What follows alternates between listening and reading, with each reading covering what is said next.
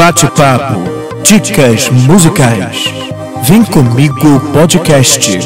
Apresentação Flávio Moreira. Bom dia, boa tarde ou boa noite. Seja muito bem-vindo ao Vem Comigo podcast, que traz bate-papos com anônimos com histórias de valor ou humor e dicas de músicos ou bandas pouco conhecidos aqui no Brasil. Hoje eu trago para um bate-papo um músico que eu praticamente vi começar, que, como eu e todos aqueles apaixonados pelo rock and roll, sonhavam em viver dele, e depois de anos de muita ralação e insistência, hoje ele vive da música, fazendo rock e morando no Brasil, cara. Pois é, não acredita? Então vem comigo conhecer mais sobre essa história. Vamos começar? Vamos lá, estamos começando aqui mais um Vem Comigo Podcast, Vem Comigo Podcast, o segundo episódio dessa segunda temporada, né? O primeiro em vídeo, talvez não seja um vídeo completo, depois eu explico porquê, mas eu tô aqui com alguém que faz parte da história da minha vida aí. 10 anos, cara, que eu conheço esse rapaz aqui, 10 anos, exatamente. E ele tem uma história incrível para contar. Eu vou pedir para você se apresentar aqui, quem é você, qual a sua idade e o que você faz. E de onde você é também. Fala, galera, meu nome é Marvin Tabosa, a galera me conhece como Barba, tenho 27 anos, sou de Olaria e hoje em dia eu dou aula de batera, tento ser músico profissional, né, e toco em bandas, viajo, e é isso aí. Tá certo, esse é o Marvin. Marvin, eu queria que a gente voltasse aqui um pouquinho aqui na tua história, aqui, o que você lembra da sua vida. Eu acho que você lembra bastante coisa da sua vida. Não lembro as datas, mas eu lembro alguma coisa. Você hoje é músico, né? E é um músico aí profissional, né? Eu, pelo menos, considero dessa forma, tá aí rodando. Quando que surgiu essa plantinha do, pô, você é músico, é isso que eu quero da minha vida? Isso foi desde pequenininho, lá o Marvinzinho com 5 anos de idade, ou já foi na adolescência, ou depois de adulto mesmo que teve essa decisão aí? Cara, eu lembro que eu tinha entre 14 e 15 anos e eu não era do rock, né? Já começa que eu não era do rock. Minha parada era funk, sertanejo. É mesmo? Era isso mesmo. Eu dançava funkzinho, funk na rua com os caras, com meus amigos e tal. E eu lembro que quando eu tinha 14 anos, alguma coisa assim, eu ouvi falar do Linkin Park. Pediu só pra você chegar um pouquinho. Eu ouvi falar do Linkin Park. E eu roubei um CD da casa da minha prima. Lá, o primeiro do Linkin Park eu roubei da casa dela e comecei a ouvir e fiquei viciado naquela porra. E aí foi meio que começou a rolar a história do rock ali. Certo. Né? Aí meu pai me levou pro Rock in Rio e tal, porra toda. Rolou Iron Maiden, foda pra caralho, e eu dormi. Dormiu no Iron Maiden? Tava dormindo no Iron Maiden, né? Porra, tinha 14 pra 15 anos. Aí eu comecei a cantar, cara. Fiz uma banda com os moleques da escola. E eu vou tocar guitarra, outro vou tocar baixo e eu vou cantar. E eu fazia a voz do Mike Shinoda, né? Que é um maluco do rap. Sério? Você fazia o Mike Shinoda? É. E, cara, naquele meio tempo ali de ficar cantando no quintal de casa, botar o som e tentar acompanhar, foi muito repentino que, tipo, foi exatamente nessa época, de 14 para 15 anos, eu comecei a prestar atenção na batera. Na bateria. E começou a vir muito fácil na minha cabeça. Bumbo, cara, caixa. Então comecei a perceber as paradas de ficar ouvindo aquilo e tentar tocar, né? Aí, a partir daí, cara, eu comecei a me interessar. E tinha um brother, um cara que me vendeu a bateria dele chamado Rubinho. Hoje ele mora em Manaus. Mó bizarro. E eu fui na cara dele lá e tinha a batera. Ele, pô, senta aí, cara, toca essa porra aí. Aí eu sentei, né? Pá, fiz uma porrada de besteira lá, nada com nada. E ele falou pra mim assim, qual é, cara? Tu tá horrível, hein? Aí eu falei, o que eu fiz de errado aí? Tu não usa o bumbo, não? E aí foi que eu fui ver que tinha um pedal, né? Que eu não sabia, caralho. Tuf. Pra que serve isso aqui? Aí ele fez aquela batidinha simples, né? Tu, pá, tu. Cara, eu fiquei aquilo na minha cabeça. E comecei a praticar. Tipo assim, brincando de pique-esconde, jogando futebol, parava no cantinho na rua e ficava praticando. Até que eu montei a bateria de lata na minha casa. Né? Toda, de souvenir. Enfim, esperava meus pais vazarem de casa, montava a bateria e botava na Rádio Cidade pra ficar tirando Rock 10. Você via que as músicas estavam no top 10 ali da Rádio Cidade. E ficava tirando elas. Na época eu lembro que tinha System pra caramba e tal, Pitty, Linkin Park e tal, Charlie Brown. Aí ficava tirando E eu peguei uma madeira, né? E uma borracha, coloquei quando ela tinha aquele pêndulozinho, né? Quando eu batia toque, toque. E ali foi meu pedal de bumbo. Cara, dali eu comecei a praticar. Comecei a pegar a bateria com ele emprestada. Depois eu comprei a bateria dele. E no meu aniversário de 15 anos, eu comecei a tocar a bateria Vera. Tipo assim, foi minha primeira apresentação. Foi mal, tô com 2 aftas aqui na língua. Meu Deus do céu, tá absurdo, tá horrível. E cara, desde aí eu comecei a querer muito isso, sacou? Querer muito música e começar a... Sei lá, eu comecei automaticamente a abdicar de uma opção de coisas pra querer ela. Pra conseguir cair dentro dela, e eu tô aí até hoje. E tá até hoje. E nunca mais parou dali pra cá? Nunca mais. Na verdade eu parei, sim, uma época, uns 2, 3 meses que eu fui morar em Manaus. Né, que eu casei. Casei, assim, fui morar em Manaus. E a banda parou, né? Tudo acabou e tal. Fiquei 3 meses lá, aí não deu certo, eu voltei pro Rio e já voltei com a banda de novo. E, na verdade, foi direto, cara. Foi só esses 3 meses mesmo que eu, literalmente, eu não toquei bateria. Fiquei, assim, esses 3 meses sem fazer nada. Só tentando arrumar emprego. Você, nessa carreira da música, né, em algum momento, mesmo tocando, né, e ali querendo seguir na música, você chegou a passar por alguma coisa, algum tipo de carreira, digamos assim, tradicionais? Chegou a passar pela tua cabeça, não, a música vai ser só um hobby, deixa eu me dividir para alguma coisa aqui, porque eu preciso de dinheiro, porque isso aqui eu acho que vai ser algo que vai me dar mais dinheiro do que a música. Você chegou a ter essa preocupação e ter alguma coisa de carreira diferente da música, um rumo diferente? Sim, cara, sim. Eu com 17, 18, eu comecei a trabalhar assim cedo, né? Trabalhava com meu pai, 14, 15 anos trabalhando com meu pai, e com 16, 17 trabalhei, se eu não me engano, perto da minha casa, numa fábrica de fichário. Aí logo em seguida foi surgindo aqueles trampos, né, de 3 meses e tal, aí trabalhei numa retífica de motor de trem. E logo depois eu fui convidado para trabalhar no Bukowski, que era um bar de rock and roll no Bukowski. Ali em Botafogo. Tal, o bar de rock and roll mais antigo da cidade e tal. E, cara, com 17 para 18 anos eu comecei a panfletar lá. Passou um tempo eu fui chamado para trabalhar no bar mesmo, como caixa. E aí eu comecei a ficar muito relacionado ao bar, né, cara? Comecei a trabalhar como caixa, chefe de caixa, subgerente, até que eu cheguei como gerente, né? E fui chamado para trabalhar na administração do bar durante a semana, né? Na verdade, na contabilidade, né? E, cara, basicamente, esse foi o trabalho parado que eu tive, né? Que graças a ele eu consegui comprar meu equipamento todo, eu trabalhava de segunda a sexta no bar, né? E final de... Eu trabalhava de segunda a sexta no bar, final de semana eu trabalhava virando a madrugada, e quando tinha show eu abria o bar, tocava e voltava pra trabalhar. Nossa. Voltava pra trabalhar, largava às 7 da manhã e domingo ensaiava. Naquela época eu queria ter 37 bandas. E só 10 tocavam, sacou? Aliás, desde que eu te conheço, você tem 37 bandas, né? É impressionante. Quando a gente se conheceu lá atrás, em 2007, pode crer. Você já tinha... Não, porque eu tenho aqui a New Effect, mas tem também a Trip Wave, mas tem também... a Loaf, que a gente criou depois. Tinha vários, cara. Tinha a banda Cover dos Hermanos, tinha a Última Forma, que era a banda com Jaspion. Com Jaspion, que a gente nunca ensaiou. Vamos fazer a banda, beleza, isso aí.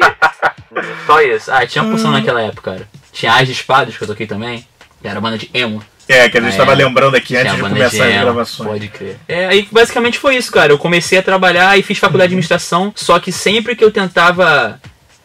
Era bizarro, porque, tipo, tudo que eu fazia no trabalho, por mais importante que tivesse, eu sempre tinha música na minha cabeça, o tempo todo, 24 horas. Isso até me incomoda pra dormir. É mesmo? Porque eu tenho uma rádio funcionando 24 horas na minha cabeça o tempo todo, cara.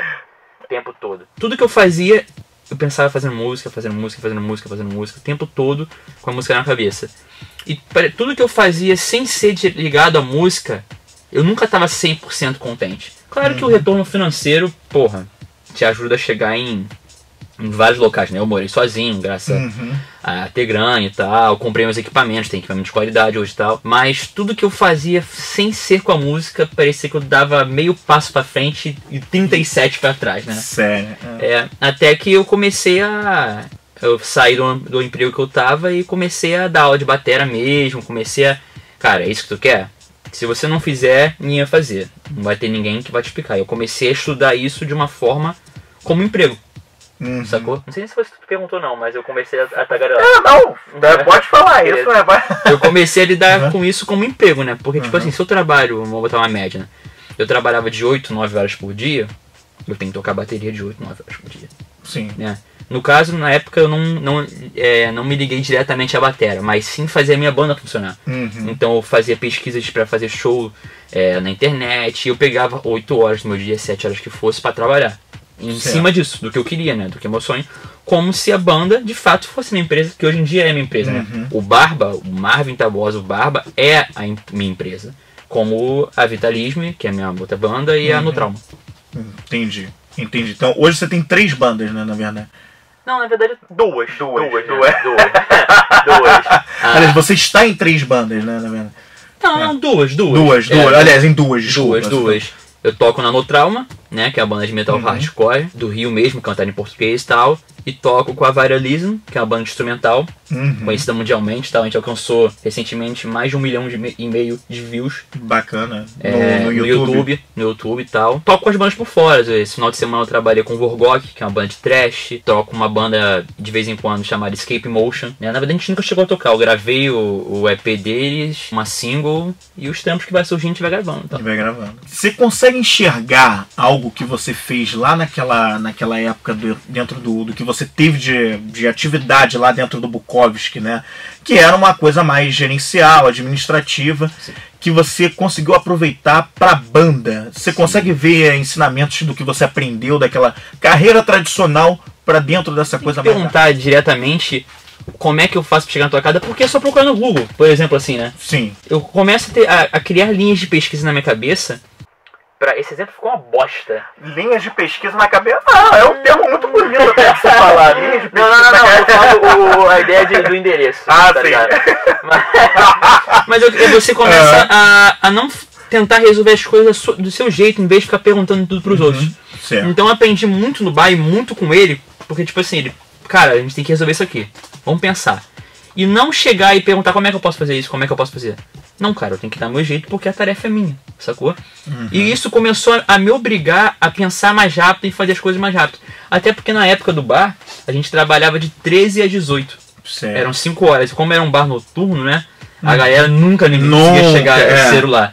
Então a gente trabalhava de 13 às 18 e final de semana de 13 até às 7 da manhã do dia seguinte. Certo. Então, tipo assim, era muita coisa pra fazer, uma equipe muito pequena. Acho que eram 4 pessoas pra cuidar de um financeiro de uma empresa grande, assim, né? Porque o bar era uma empresa muito grande. E eu tinha que fazer as coisas muito rápido e, de certa forma, direito, né? De certa forma, não, tinha que fazer direito. Tinha que fazer direito. Então isso me obrigava a raciocinar muito rápido, a pensar muito rápido. E, cara, toda essa parada de não ser limitado, de prestar atenção nas coisas, de ter o foco, né, do que você quer, do que você tem que fazer, e administrar uma empresa, por mais que eu não administrei diretamente, mas eu soube praticamente, eu fui uma pilastra na administração do bar naquela época, me ajudou a entender a função de uma banda que quer viver dela, né? De uma empresa, por exemplo, a No Trauma, né, que eu vou colocar assim, que é a minha banda que eu criei e tal, como fazer para ela ter alcance lucrativo, enfim, viver sem ter outros trabalhos. Então, tipo assim, tudo que eu aprendi como uma empresa, eu aplico hoje diretamente como uma empresa, só que na banda.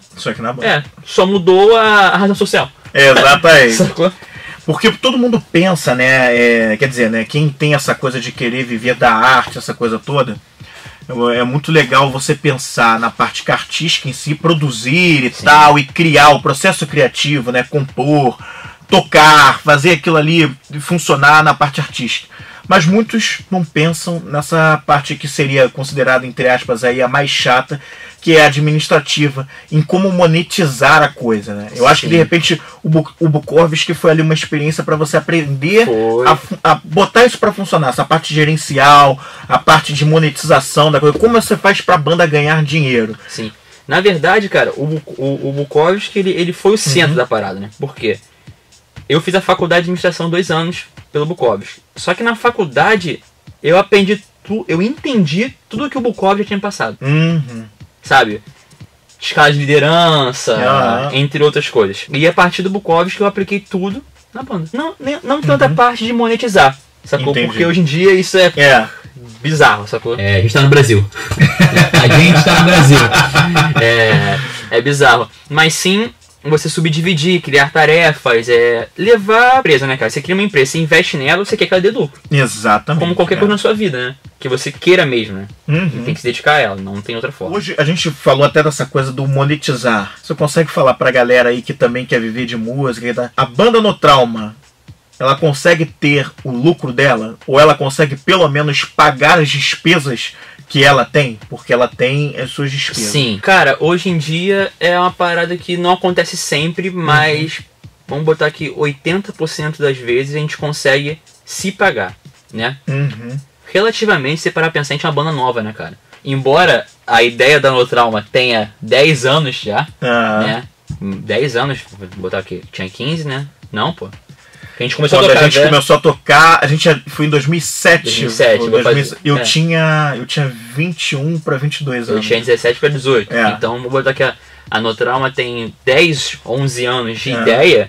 Ela só lançou um CD e você começa só a pensar numa banda séria quando você lança um EP ou um CD de qualidade, né? Isso aconteceu há 1 ano e meio atrás. Então, tipo assim, a gente é uma banda relativamente nova, cara. Eu vou botar exemplo do Crisium, que é uma banda com mais de 20 anos de estrada, que os caras hoje em dia rodam a Europa toda, rodam o mundo todo, eles vivem disso, mas foram anos tentando, na correria, anos tirando dinheiro do próprio bolso, anos tentando não tirar dinheiro do próprio bolso, para depois anos conseguir colocar o dinheiro no bolso, sacou? Pois é. E pensando que a gente tá no Brasil. sacou? Exato. Que é um lugar que a gente não tem apoio, incentivo nenhum à cultura, à música, à arte e principalmente ao rock, né, cara? Não é um tipo de som que você vai ouvindo tocando num boteco ali. É complicado, é difícil aqui. É difícil Exatamente. aqui a gente ver isso. Então, tipo, o que eu digo, mais ou menos, que a gente se paga, sacou? Uhum. A gente se paga, e até porque hoje em dia o Rio de Janeiro, cara, assim, basicamente o Rio de Janeiro, a galera não tá tão, sabe? Tá rolando uma troca de público. Que a gente, os produtores, as bandas, os amigos, estamos tentando sacar ainda, porque os eventos enchiam mais.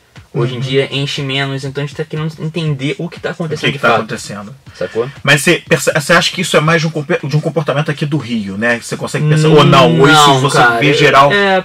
Eu acho que é geral, sacou? Uhum. Eu acho que é geral. Porque eu acho que são aquela. Não tem uma explicação, mas tem muita coisa. Eu tiro do Rio porque é onde eu vejo mais próximo, né?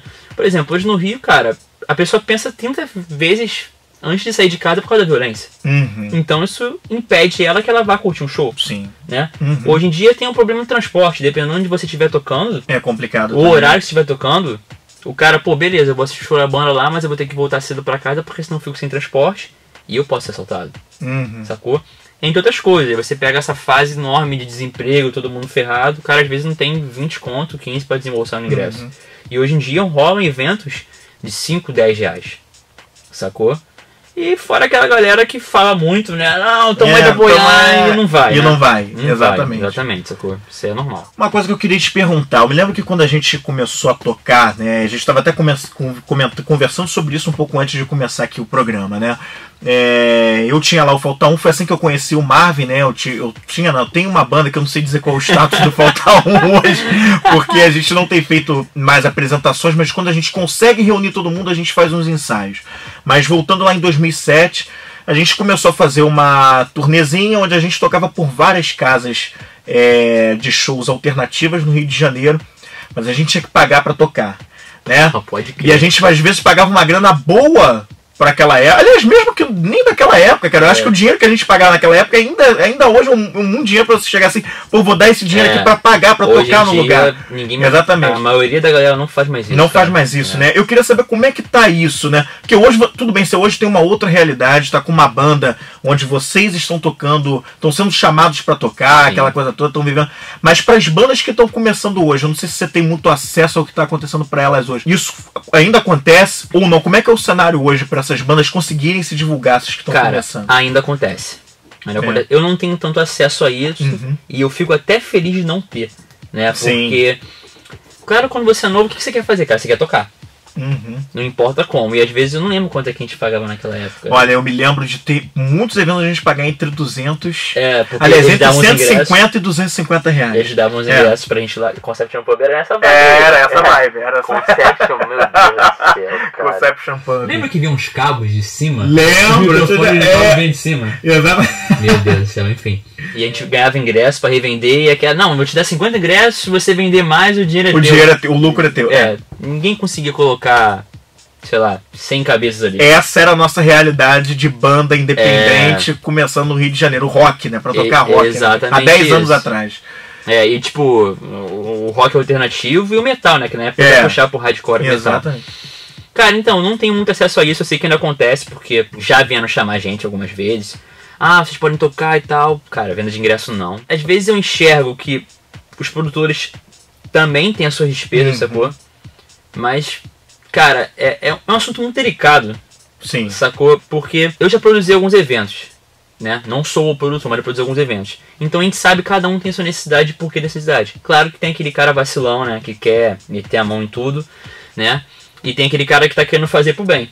Sim. Como já aconteceu de um evento que eu fiquei sabendo há muito tempo, cara, acho que foi um ano retrasado, que o cara falou pros moleques gastarem, investirem, acho que foi papo de 150, 200 reais, e depois o cara devolveu o dinheiro em DVD pros caras, em gravação, converteu em alguma coisa. Converteu pra alguma coisa e material pra galera. Que eu já acho uma coisa até aceitável. Sim. Entendeu? Mas aí tem uma troca, né? E Tem uma existe troca, realmente uma mas coisa tangível ali de... Sim, que eu também acho errado porque não foi comunicado. Porque, tipo assim, tem que rolar eu dei tudo 200 pau pro cara lá. Sim. Aí chega depois o cara, olha só, tô te devolvendo dinheiro, hein? Beleza, então, cadê a nota de 2 aqui da minha mão? Porra, cadê? Não tá aqui, né? Tá aqui, não quer de plástico. Pô, beleza, cara, maneiro pra caramba, mas não foi combinado. Exatamente. Entendeu? Enfim, eu acho assunto muito delicado, cara. Eu, particularmente, não sou a favor disso, né? Eu sou a favor de uma coisa que tá acontecendo muito hoje em dia, e eu vi isso muito na tour que a gente fez, é a galera fazendo o evento, sacou? A galera das bandas começando a meter a mão. A própria banda exatamente, pegando um espaçozinho que tem em casa. Cara, uma observação, o melhor show que a gente fez na tour, na minha opinião, foi no Equador, em Quito, e foi na sala de uma casa, sacou? Sério? Na sala de uma casa Que quem organizou foi o Jonathan Davis. Uma mentira, o maluco era muito idêntico. Jonathan Davis. Aí eu fiquei aqui já, cara. Você tem com o Jonathan Davis. Equador ainda. Jonathan Davis, pra quem não conhece, o vocalista do Korn. Korn. Exatamente. Na verdade, ele cedeu a casa, né? Quem produziu foi outro brother nosso. E, cara, ele faz evento numa casa que tá 3 anos lá e não tá legalizada. Sério? E quem fica no bar é a mãe dele, tá ligado? E a gente chegou até pra esse show, a gente chegou, pô, tava um frio do caralho, a gente chegou meio bolado, assim, pô, cara, tocar na sala, pô, de saúde. Por mais que a gente esteja em outro país, né? Pô, cara, tu quer sempre, independente do tipo de banda que você seja, do tempo de estrada que você tem, você quer sempre encontrar o melhor lugar possível. Um palco com um equipamento bizarro, iluminação, mas a gente aprendeu muito que não é isso, cara. E o que mais foi legal é que o evento, hoje em dia tá difícil, cara, você alugar uma casa. Aí você tem que não só alugar a casa, né? Você tem que arcar com os custos, porque nem casa. Iluminação, pra fazer uma parada direito, iluminação, som de qualidade e tudo. E às vezes você pega um lugar pequeno e só o fator de você conseguir reunir a galera, que já é muito difícil hoje em dia, reunir o pessoal e fazer um som, já conta muito, cara. Exatamente. Eu vejo muitas bandas e músicos comentarem, inclusive, o seguinte, é bem interessante esse ponto que você falou. Que, na verdade, tocar num ambiente menor, geralmente eles se referem a isso quando é casa de shows, né? Uma casa de shows menor é melhor do que tocar em grandes estádios. Por você ter aquela proximidade maior com o público, fica uma coisa mais íntima, mais ali, né? Eles conseguem sentir muito melhor a energia, né? Eu acho que, apesar de ter sido numa casa, né, e ter isso, mas a proporção dessa questão da energia, da interação, sim, cara, é a mesma da questão do local menor, né? Da casa de evento menor, sim. né?